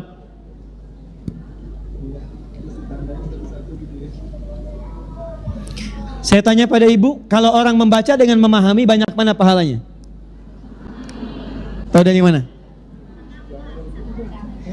Lihat sini. Orang yang memahami dengan membaca, maka akan lebih tinggi orang yang memahami dibandingkan sekedar membaca. Orang yang membaca sekedar baca saja. Orang yang memahami pasti dia baca. Kemudian dari pemahamannya itu akan diberikan pahala tambahan, Bu. Apa pahala tambahannya? Kita baca hadisnya di hadis Muslim. Perhatikan kalimatnya. Majtama'a qaumun fi baitin min buyutillahi. Tidak pernah ada seorang berkumpul di satu tempat di rumah-rumah Allah Subhanahu wa taala. Apa itu rumah Allah? Pertama, setiap tempat yang digunakan untuk berzikir kepada Allah. Jadi kalau ada tempat digunakan khusus untuk berzikir, maka itu disebut dengan rumah Allah. Jenisnya ada 3, bisa masjid, bisa musalla, bisa mihrab. Masjid misalnya, Quran surah ke-9 ayat ke-18. Innama ya'muru masajidallah, masjid. Musalla, Quran surah ke-2 ayat 125. Ya, wa idh ja'alna al-baita mathabatan lin-nasi wa amna wattakhidhu min maqami Ibrahim musalla. Mihrab misalnya, mihrab, Quran surah ke-3 Ali Imran ayat ke-39. Fanadatul malaikatu wa huwa qa'imun yusalli fil mihrab. Sekarang perhatikan baik-baik. Masjid seperti ini, fasilitas umum. Musalla bisa dibuat di kantor, bisa di mall, bisa di mana-mana. Mihrab ini yang sering keliru. Mihrab itu bisa dibuat bahkan di masjid, di musalla atau di rumah. Ya, jadi mihrab itu tidak harus dibuat di masjid saja. Ibu boleh, Bu, tidak harus ada ruangan. Misal sehamparan sejadah boleh. Ya, boleh. Tapi khususkan untuk kepentingan ibadah saja. Tempat yang dikhususkan untuk kepentingan ibadah, di situ saja itu disebut dengan mihrab namanya. Ibu kenal Maryam? Kenal. Masya Allah. Cuma jamaah satu saf yang kenal Maryam alaihissalam. Kenal di mana, Bu? Ya. Maryam saat tumbuh, kemudian beribadah, oleh bapak ibunya dibuatkan mihrab, bukan di masjid. Maryam punya mihrab. Silahkan ibu buka Quran surah ketiga Ali Imran ayat 37, paling kiri sebelah bawah.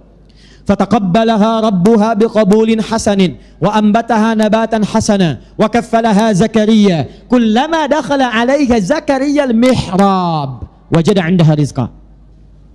Bikin mihrab boleh. Tapi di mihrab ini yang digunakan hanya untuk ibadah saja. Saya berikan rahasia ya. Tapi tolong jaga, ini antara kita saja. Lihat sini. Mihrab satu-satunya tempat yang disebutkan dalam Al-Quran. Kalau ibu bisa benar-benar maksimalkan ibadah di dalamnya, maka akan diberikan 2 kemuliaan sekaligus. 1, akan cepat dikabulkan doa di dalamnya. Dikabul doa. Enggak, serius ya. Anda pahami dengan baik, amalkan dengan ikhlas, maka Anda akan lihat apa yang terjadi. 2, Mihrab itu tempat yang sangat cepat mendatangkan rizki.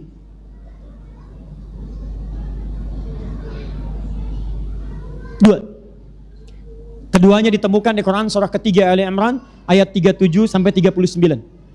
Ya. Tapi saya tidak akan panjang lebarkan karena bahasan kita bukan itu. Nah, ibu di rumah, bagaimana kalau di rumah itu ingin disebut dengan baitin min buyutillah, rumah-rumah Allah? Maka silahkan, misal kalau ruangannya agak banyak, luas, bikin musalla. Kalau nggak ada ruangan luas, kami pernah saya pun pernah ngontrak. Dan bukan aib ngontrak, gak ada masalah.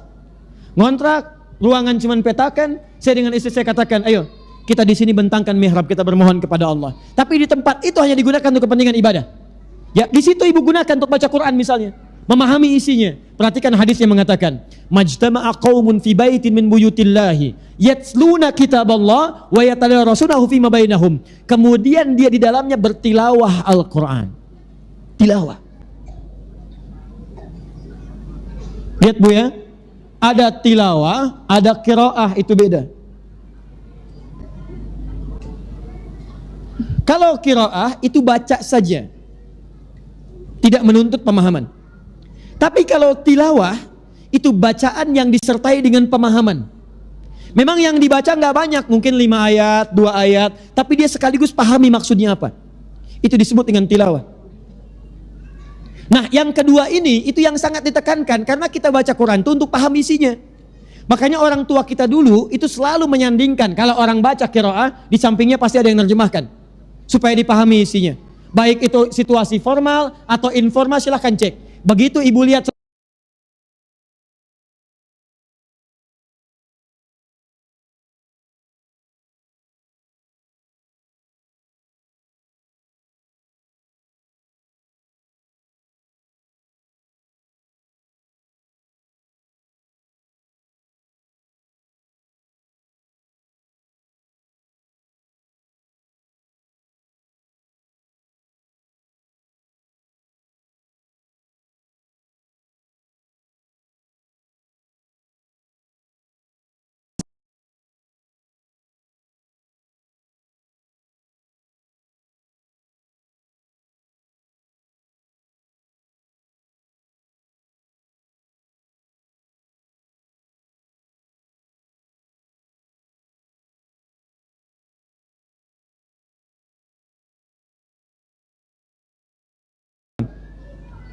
ibu kalau nggak percaya silakan ya.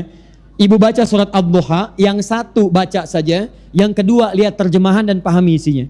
Begitu Anda selesai baca Ad-Duha dengan terjemahannya, tafsirnya, paham isinya, sentuhan ke hatinya akan lain. Akan beda. Kalau di rumah tangga biasanya mengharapkan apa? Ketenangan apa? Sakinah. Nah, keluarga sakinah itu salah satu caranya kata Al-Quran. Perhatikan caranya. Kata Nabi, itu bisa didapatkan kalau satu keluarga itu sering mengkaji isi Quran. Saya tanya pada ibu deh, berapa tahun ibu sudah menjadi ibu? Belasan tahunkah, puluhan tahunkah? Pernah enggak mengeluarkan ayat tentang ibu? Gak usah banyak-banyak lah. Jangan tinggi-tinggi. Misal keluarkan ayat tentang keluarga. Ayah, ayat tentang ayah. Ibu, ayat tentang ibu. Anak tentang ayat anak-anak. Turunkan semua perannya. Hari ini Anda belajar tentang ibu. Apa fungsi ibu dalam kehidupan? Jangan-jangan Allah masih berikan kesempatan ibu untuk hidup. Karena ada sebagian peran ibu yang belum terlaksanakan sampai hari ini. Dan itu akan ditanya. Keluarkan. Ini saya sebagai istri, begini kewajibannya. Sebagai ibu, begini kewajibannya. Ini ayah seperti ini. Lalu saling mengoreksi. Masya Allah, indah sekali. Papa, selama ini mama harusnya begini. Tapi mama sering menyimpang dari ini. Emang? Oh, enggak apa, bukan itu.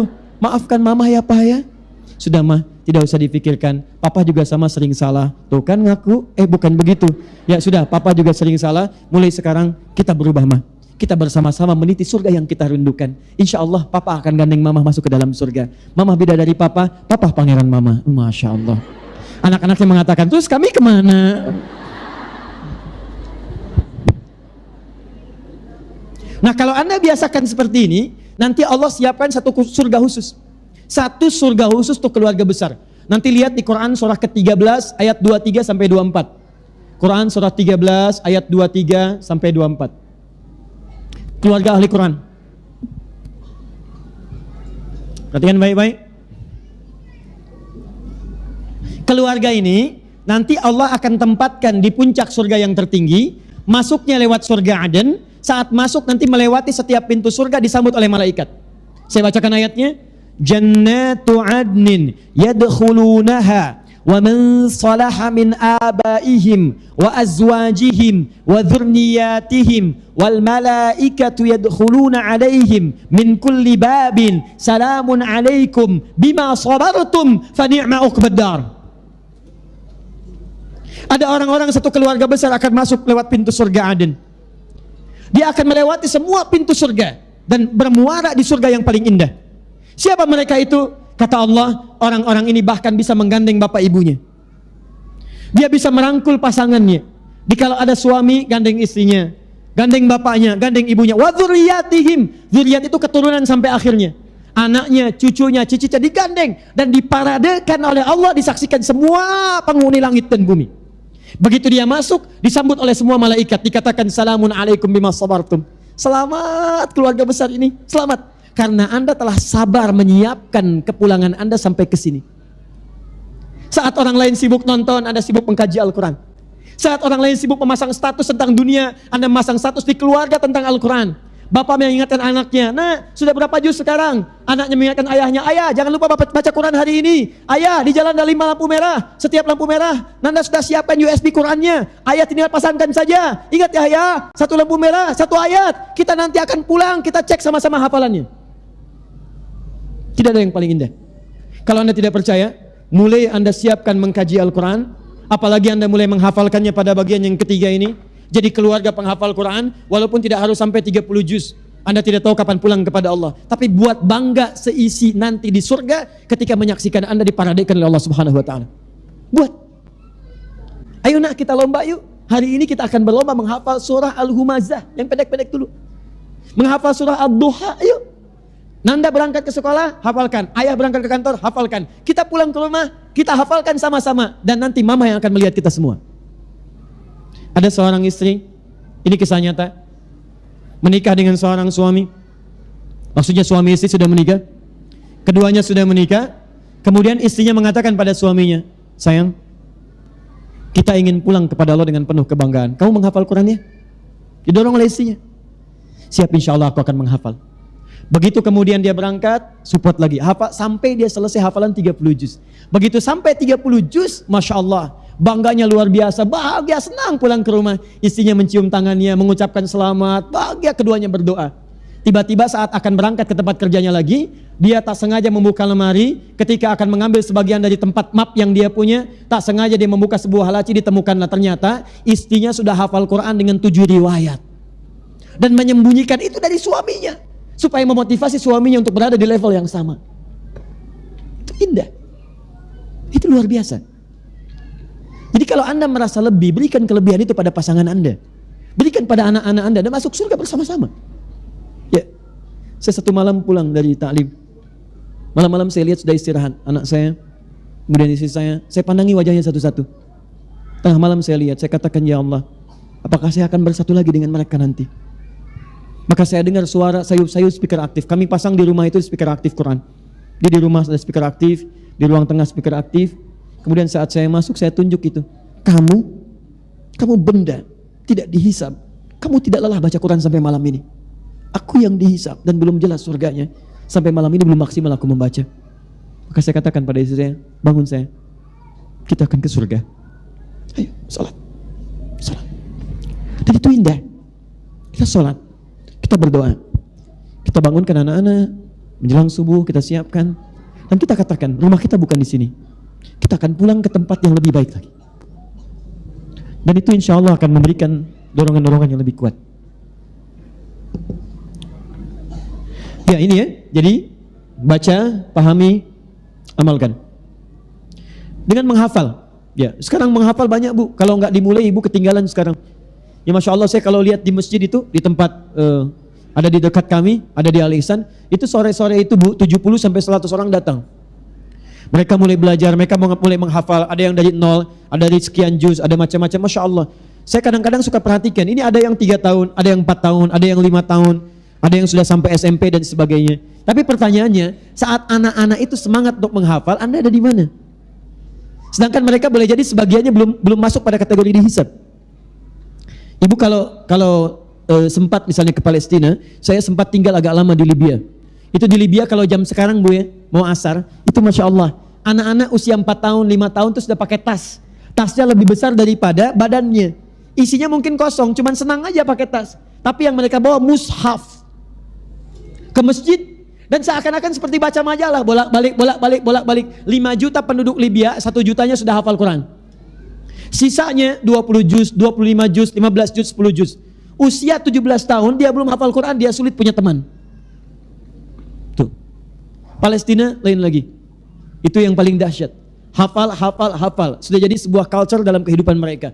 Makanya kalau sudah hafal Quran, maaf ya, hafal Quran, wah Masya Allah. Itu mereka akan katakan pada kawannya, ya. Dia akan katakan, hey, nanti kalau saya sudah di atas surga yang paling tinggi, kamu masih di bawah. Karena kawannya masih 25 juz, dia sudah 30 juz. Nanti kamu saya dadain di bawah ya, saya duluan. Ibu ada di mana? Nah, kalau Anda belum mampu ke yang ini lebih banyak pahalanya. Yang ini 4 kali lipat lagi yang tadi.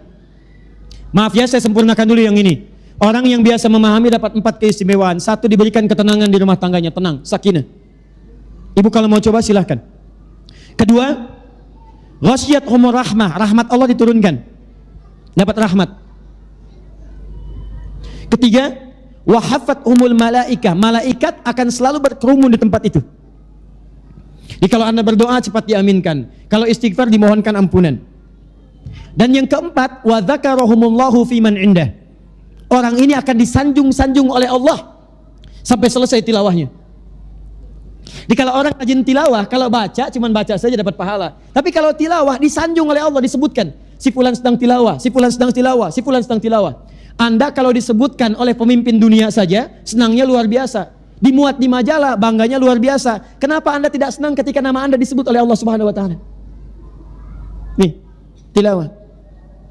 Nah, kalau Anda ingin mendapatkan lebih daripada ini, baca sekali, tilawah punya 4 kemuliaan, sakinah, rahmah, kemudian hafat malaikah, dikerumuni malaikat, yang keempat disanjung oleh Allah. Kalau Anda ingin lebih tinggi lagi, maka naiklah status kepada penghafal Quran. Sudah kalau disebutkan penghafal, jangan terbayang 30 juz dulu. Mulai menghafal, walau cuma 1 ayat. 1 ayat, besoknya 1 ayat lagi, besoknya 1 ayat lagi. Kalau ini disiapkan oleh ibu, kemudian ibu wafat, walaupun tidak sampai 30 juz, maka status ibu akan naik menjadi ahli Al-Quran. Anda misal sedang berusaha menghafal nih, hafalannya baru setengah juz, tiba-tiba wafat. Itu Anda naik status dari hamba biasa menjadi ahli Quran. Itu ke surganya beda Pak, Bu. Beda Bu, lain. Ke surganya langsung turun ayat. Di Quran surah ke-35, ayat 33. Paling kiri sebelah atas. Cara masuk surganya lain. Jannatu adnin yadkhulunaha. Awas, mereka akan masuk dari surga Aden dulu. Yuhallawna fiha min asawir. Cara masuknya tidak akan masuk biasa. Allah akan hormati penghafal Quran dengan cara memuliakannya. Bagaimana memuliakannya? Maka tubuhnya akan dihiasi oleh Allah Subhanahu wa taala dengan hiasan-hiasan akhirat. Di At-Tirmidzi nomor hadis 2915 dikatakan kalimatnya. Begitu akan naik ke surga, kata Qurannya, Allahumma halli. Ya Allah, mohon hiasi orang ini penghafal Quran. Maka wa yulbasu ilaihi tajul karamah, dipakaikan di kepalanya mahkota kehormatan. Pakaikan. Begitu dipakaikan, dihormati oleh Allah. Mana orang tuanya? Kalau orang tuanya beriman, orang tuanya saleh, dan orang tuanya memfasilitasi dia untuk hafal Al-Quran, maka akan dipanggil, diberikan mahkota lain, dipakaikan lewat tangan anaknya langsung. Dalam hadis yang disebutkan, sinarnya lebih kuat dibandingkan dengan sinar mentari yang masuk ke dalam rumah seseorang. Pakaikan. Begitu selesai dipakaikan, Qurannya mengatakan, Allahumma zid, ya Allah, tambahkan pada penghafal, bedakan dengan fasilitator. Fayul basu ilaihi libasul karamah, maka dipakaikanlah di badan orang penghafal Quran itu jubah kehormatan. Setelah dipakaikan yuhallawna fiha, ada gelang-gelang, ada macam-macam, baru dia akan pimpin keluarganya naik ke atas surga. Saat naik itulah difirmankan, waqra waqar, fa inna akhiru qiraatika akhiru manzilatika. Silakan baca Quran yang biasa engkau bacakan saat di dunia, maka akhir tempat tinggalmu di surga, itulah tempat tinggalmu sesuai dengan akhir bacaanmu. Makanya nanti kata banyak orang, ada orang menyesal saat masuk surga. Kalau masuk neraka menyesal, biarkan. Masuk surga menyesal, karena ada orang biasa baca 5 ayat, begitu wa ulaika humul muflihun, berhenti. Temannya naik yang 10 ayat, setiap naik lebih indah lagi dari sebelumnya. Maka yang 5 mengatakan, ya Allah kenapa saya tidak teruskan sampai dengan 10? Yang 10 nyesal, kenapa tidak sampai 20? Tapi penghafal Quran dimuliakan. Karena dia biasa menghafal, maka dia akan ditempatkan di tempat yang paling tinggi pada saat itu. Karena itulah para penghafal Quran di Palestina, kalau sudah hafal, anak usia 5, 6, 7 tahun, kemudian dia bermain. Mainannya tidak ada yang lain kecuali kayu untuk tembak-tembakan, untuk macam-macam. Begitu sedang bermain, dari atas ada drone, dari Zionis itu. Melihat, ternyata terlihat seperti mujahid yang bertempur. Padahal anak-anak cuma main-mainan. Apa kata anak-anak itu? Kalau sudah hafal Quran, mereka tidak akan berlindung. Mereka akan katakan kepada temannya yang datang. Apa katanya? Perhatikan kalimatnya. Kata anak-anak ini, lihat, di pesawat itu ada bom dan sudah terukir nama saya di situ. Saya akan pulang duluan. Kata kawannya, bukan kamu yang pulang. Saya akan susul ayah saya duluan. Kata yang satu, bukan kamu yang pulang. Itu bom tertulis nama saya, tertulis di situ, saya akan nyusul paman saya duluan. Dan semua penghafal Quran, kalau sudah hafal Qurannya, maka mereka sangat merindukan untuk kembali kepada Rabbnya. Maka dari itu, saya bermohon pada Allah Subhanahu wa Ta'ala, semoga Allah membimbing kita untuk beramal dengan cerdas dalam waktu yang sangat terbatas. Kita tidak tahu kapan kita pulang. Mungkin harap-harap ibu disertai dengan keluarga, begitu masuk mobil yang menjemput misalnya malaikat maut. Bisa juga demikian. Atau pulang ke rumah berharap tidur masih panjang, ternyata boleh jadi Allah menginginkan kita untuk kembali. Karena itu beramalah dengan cerdas. Yang baru saya sampaikan, ini baru satu amalan, ada 9 amalan lagi di antara sekian yang telah kita uraikan. Baik, saya sampaikan, maaf, komitmen siap insya Allah kita mengamalkan. Kalau tak mampu menghafal, mulai memahami. Kalau tak mampu memahami, mulai dengan membaca. Kalau belum sempat membaca, maka berinfaklah Anda memfasilitasi setidaknya untuk orang yang ingin membaca, memahami, atau bahkan menghafalkannya. Siap insya Allah? Alhamdulillah. Saya sudah dapat memo bahwa Ustadz 5 menit lagi. Baik ya? 5 menit ini barangkali sudah selesai. Baik, dari sini sebelum saya tutup, saya ingin menginformasikan bahwa insya Allah malam nanti kami di Masjid Al-Ukhwah membahas tentang pahlawan dalam Al-Quran dan Sunnah. Kemudian saya berikan berita gembira, setelah nanti mushafnya siap, kami kirimkan nanti ke panitia kajian, insya Allah akan dibagikan pada setiap kelompoknya. Nanti kalau ingin bergabung dengan kelas-kelas yang kami telah siapkan, nanti di Bekasi kami siapkan kelas khusus untuk perempuan, sekarang sedang dibangun. Di atasnya nanti ada asrama-asrama, di bawahnya ada kelas. Nanti ada program menghafal Quran dalam 30 hari. Yang jauh-jauh bisa menginap, itu khusus yang akhwat, yang ikhwan juga ada nanti. Akan dibimbing nanti oleh seorang ustazah juga perempuan juga. Ya, ke bawahnya perempuan. Itu nanti insya Allah gratis, tidak ada biaya. Dan nanti insya Allah mudah-mudahan ada perbedaan dalam pelajaran yang disebutkan di dalamnya. Baik, yang terakhir, Nabi menutup ta'limnya dengan 3 cara. Bisa cukup dengan hamdalah, bisa dengan kafaratul majlis, bisa juga berdoa dengan yang khusus kemudian diikuti oleh para sahabat. Saya memohon untuk menggabungkan ketiga hal ini. Semoga Allah muliakan kita semua dalam pertemuan kali ini. Baik, ibu sekalian yang dicintai oleh Allah Subhanahu wa taala, kita akhiri. Rabbana atina fid dunya hasanah wa fil akhirati hasanah wa qina adzabannar. Allahumma taqabbal minna innaka antas samiul alim wa tub alaina innaka antat tawwabur rahim. Allahumma 'allimna ma jahilna wanfa'na bima ta'allamna. اللهم آت أنفسنا تقواها وزكها أنت خير من زكاها أنت وليها ومولاها اللهم ربنا لا تدع لنا في مقامنا هذا ذنبا إلا غفرته. Ya Allah, jika ada seorang pun datang ke majelis ini untuk mengaji dan datang membawa lumuran dosa, jangan biarkan dia meninggalkan tempat ini kecuali Engkau telah ampuni segala dosa-dosanya. Allahumma wala hamman illa farajtah. Ya Allah, jika ada yang datang ke tempat ini membawa kegelisahan dalam jiwanya, jangan biarkan dia meninggalkan masjid ini kecuali Engkau telah tenangkan keadaan hatinya. Allahumma wala asiran illa yassartah. Jika ada yang datang ke masjid ini, ya Allah, membawa kesulitan dalam hidupnya, di rumah tangganya, pekerjaan sosialnya, kehidupan rumah tangganya, mohon ya Allah, jangan biarkan dia meninggalkan majlis ini kecuali Engkau telah angkat dan mudahkan segala kesulitannya. Allahumma wala maridan illa syafaitah. Jika yang ada datang ke majlis ini, ya Allah, tengah Engkau uji dengan penyakit seberat apapun, maka mohon dengan keikhlasannya angkat dan sembuhkan segala penyakitnya ya Rabbal alamin. Allahumma ij'al ya Allah baqiyata hayatina hayatan thayyibah wa akhiru hayatina husnal khatimah. Ya Allah, jika kami pulang saat ini masih ada waktu untuk hidup, maka jadikan akhir kehidupan kami ya Allah kehidupan yang lebih baik daripada sebelumnya. Dan bila memang hari ini ya Allah adalah waktu kami untuk berpulang, hari ini kami mesti wafat, maka mohon wafatkan kami dalam keadaan husnul khatimah. Qawwi lisanan laqula kalimat la ilaha illallah wa taqulu lana ya ayyatuhan nafsul mutmainnah irji'i ila rabbika radiyatan mardiyah fadkhuli fi ibadi wadkhuli jannati. Ya Allah, kami mohon ya Rabb, di sakarat maut nanti kami ya Allah, dalam sakaratul maut kami nanti ya Allah, ringankan lisan kami untuk mengucapkan kalimat tauhid la ilaha illallah, dan mohon jawab ya Allah kalimat kami dengan kalimat-Mu yang indah. Duhai jiwa-jiwa yang tenang, duhai jiwa-jiwa yang tenang, ya ayat Tuhan nafsul mutmainnah, irji'i ila rabbika radiyatan mardiyah. Cepat pulang, aku sudah tunggu, aku merindukanmu, aku engkau jadikan engkau sebagai hamba yang saleh, aku siapkan surga untukmu, engkau akan ridha dengan pemberianku, dan aku pun akan ridha dengan kedatanganmu. Allahumma taqabbal minna ya Allah, innaka antas sami'ud du'a, wa tub 'alaina innaka antat tawwabur rahim. Allahumma, kami telah datang beribadah, bermohon seperti apa yang telah engkau perintahkan, maka mohon kabulkan seperti apa yang telah engkau janjikan. Jika kami telah melakukan semua ini, belum juga engkau kabulkan, tunjukkan kepada kami dengan cara apa lagi kami mesti bermohon kepadamu. Subhanakallahumma wa bihamdika asyhadu an la ilaha illa anta astaghfiruka wa atubu ilaik. Wa akhiru da'wana alhamdulillahi rabbil alamin. Wassallallahu ala rasulikal karim nabiyyina al-amin Muhammadin wa ala alihi wa sahbihi ajma'in. Walhamdulillahi rabbil alamin. Assalamualaikum warahmatullahi wabarakatuh.